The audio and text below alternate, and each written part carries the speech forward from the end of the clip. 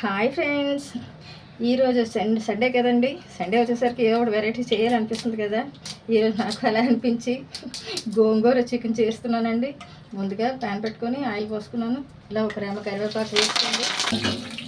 ఒక రెమ్మ కరివేపాకు, అలాగే పచ్చిమిర్చి, అలాగే ఒక 2 ఎండుమిర్చి, అలాగే ఒక ఉల్లిపాయ ముక్కలు ఇలా సన్నగా తరుపుకొని వేసుకొని వేయించుకుందామండి. చూడండి ఫ్రెండ్స్, ఇప్పుడు ఈ ఉల్లిపాయల్లోనే మనకు కొద్దిగా రుచికి సరిపడా ఉప్పు వేసేసుకుందాం.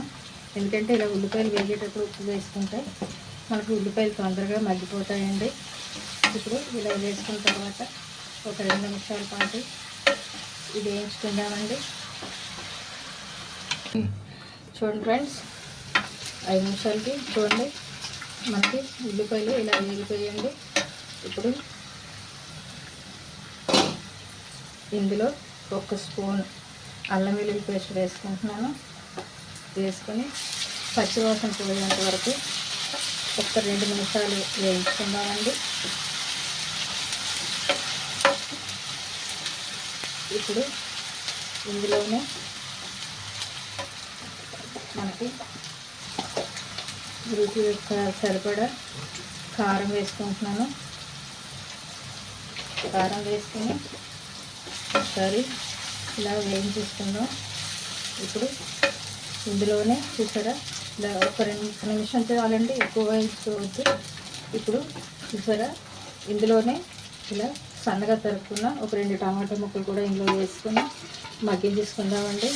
మంట మీడియంలో పెట్టుకొని ఒక 5 నిమిషాల పాటు మూత పెట్టుకొని కలుపుకుంటూ తీసుకుందామండి.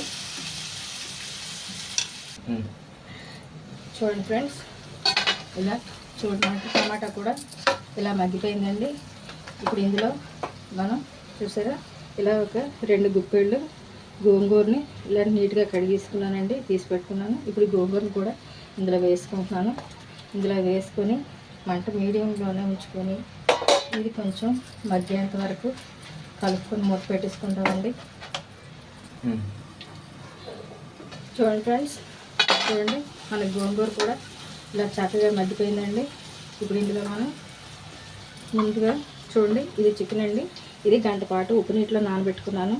ఇలా ఉప్పు నీటిలో నానబెట్టుకోవడం వల్ల సాఫ్ట్గా ఉంటుందండి, చాలా టేస్టీగా ఉంటుంది, చాలా బాగుంటుందండి. అందుకని ఇలా ఉప్పు నీటిలో నానబెట్టుకుంటే బాగుంటుందండి. ముక్క మెత్తగా ఉంటుంది, మనకి తొందరగా ఉడికిపోతుంది కూడానండి. ఇప్పుడు ఈ చికెన్ని ఇందులో వేసేసుకుంటున్నాను. చికెన్ ఇందులో వేసుకొని చక్కగా కలిపేసుకొని ఒక 10 నుంచి 15 నిమిషాల పాటు మీడియం ఫ్లేమ్లో మంట పెట్టుకొని దీన్ని మూత పెట్టుకొని మనం నూనె పైకి తేలేంత వరకు ఉడికించుకుందామండి. చూడండి ఫ్రెండ్స్, పావు గంట తర్వాత మూత తీసుకు కలుపుకుంటూ చూసుకుంటే చూడండి మనకి చికెన్ గోంగూర అయిపోయిందండి. చూసారా, మనకి ఆయిల్ మనకి బయటికి తేలుతుంది, అంటే కూర రెడీ అయిపోయిందండి. అంతేనండి, ఎంతో రుచిగా ఉండే, ఎంతో టేస్టీగా, నోటికి పుల్లగా మధ్య మధ్యలో చికెన్ తగులుతూ చాలా బాగుంటుందండి. గోంగూర చికెన్ సండే స్పెషల్ రెడీ అయిపోయిందండి. ఇప్పుడు స్టవ్ ఆఫ్ చేసేసుకుంటున్నాను. Thank you for watching. Please subscribe my channel.